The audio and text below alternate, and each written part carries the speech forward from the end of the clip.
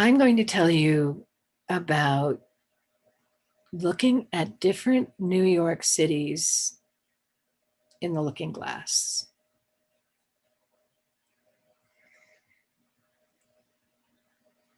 My favorite, well, I should start and tell you by the fact that the reason why I was able to see New York City so intricately is because every time I looked at a timeline in New York City, I pretty much found myself.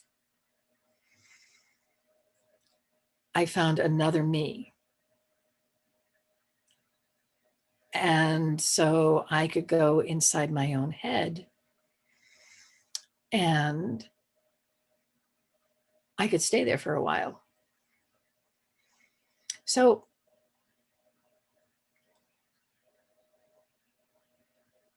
the one I really like the most is the one where there's a river that actually does run under Manhattan. It it's been there forever. When the Indians were there, it was there on the map. Only in this timeline, the river actually is above ground and it runs right through Central Park. And it is incredibly beautiful. And sometimes it's rough and has waves, and other times it's really smooth, but it really is a river that runs through Central Park. And Central Park has made it very nice and neat with borders, um, and it has paths on the sides.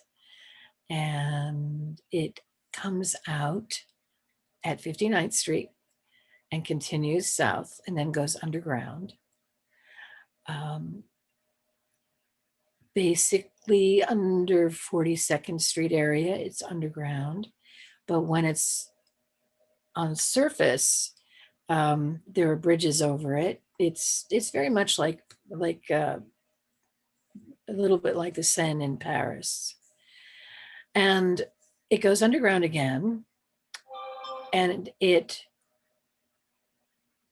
emerges at the South Street Seaport. And there are these steps that were built specifically for the river to flow over. They are beautiful, I'd say about 20 steps, very wide, in this beautiful curving vista, wide enough for the river to come out and spread out and then merge in with the East River. And it's right at the southern tip of Manhattan. And in the South Street Seaport area, there are still buildings from the late 17 and early 1800s that look like houses and are really beautiful.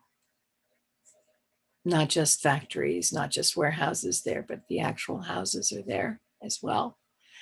And the whole ambiance of the city is Dutch. It's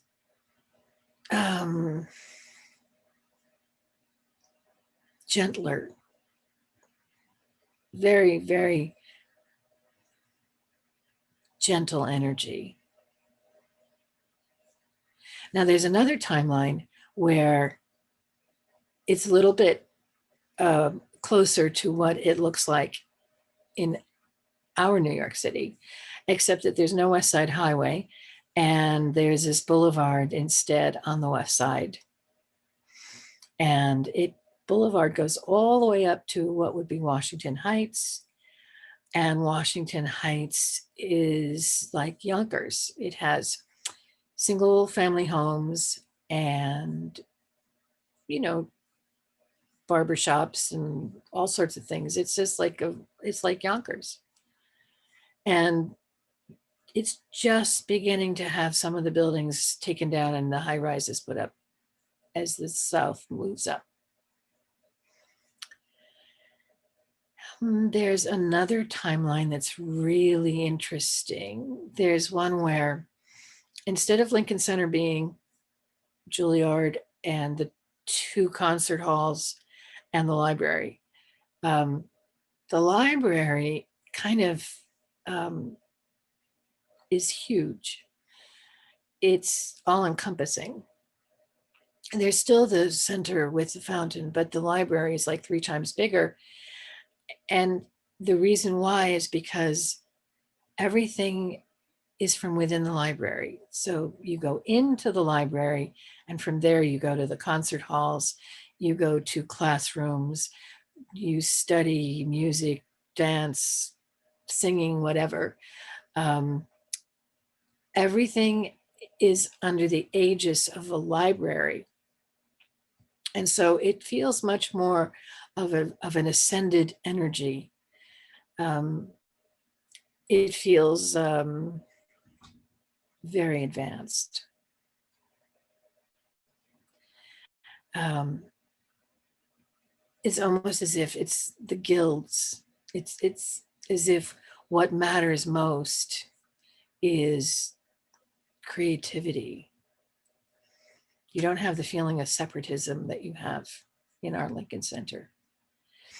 And then there's an interesting timeline where the southern part of the city had been nuked and the city had been abandoned, and it's all rubble down there, and the radiation is finally passing. And so young people, artists, people who want to start theaters and dance studios and art studios and everything are moving in and cleaning it up. That's nice. There's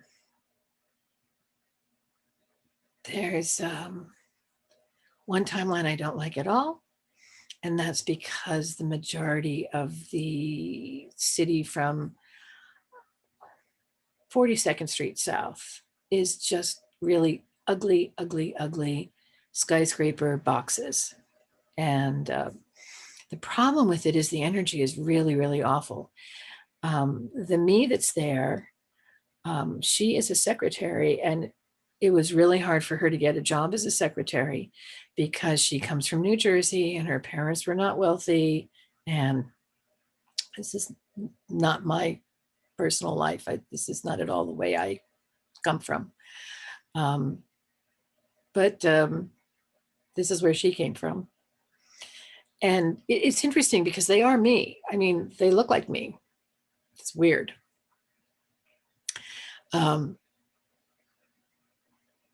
But she knows that she will never advance farther than secretary.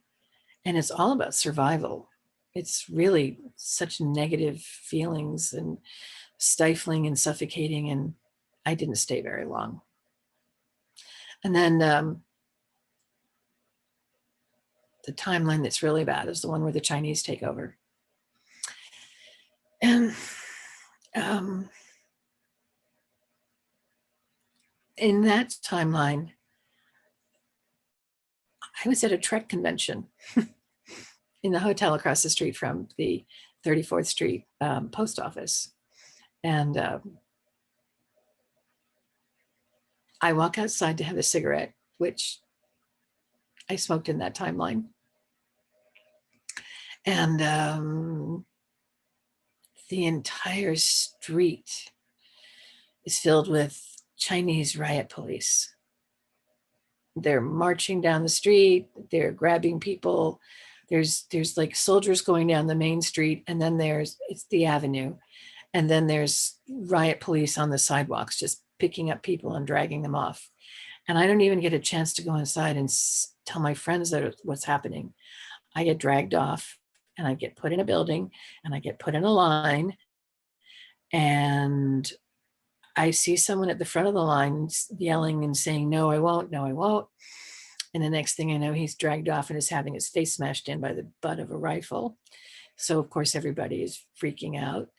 And you get up there, and it's a Chinese person, Chinese communist government, and they're making you disavow your citizenship to the United States of America, and they're making you sign away basically your life, giving up your freedom and agreeing to become a citizen of the United States of China. And it was no joke. It was really, really, really awful. And you say, oh, that'll never happen.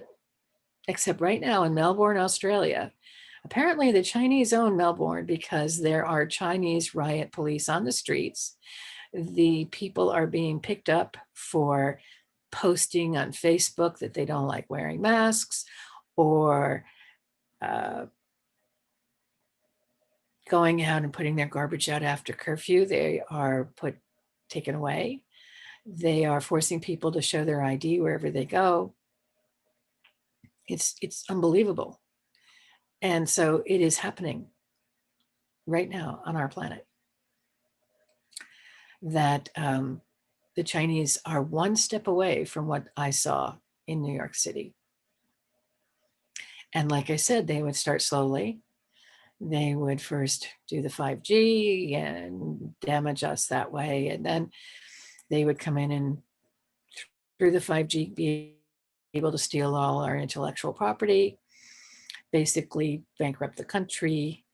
And then what happens is that they would take over.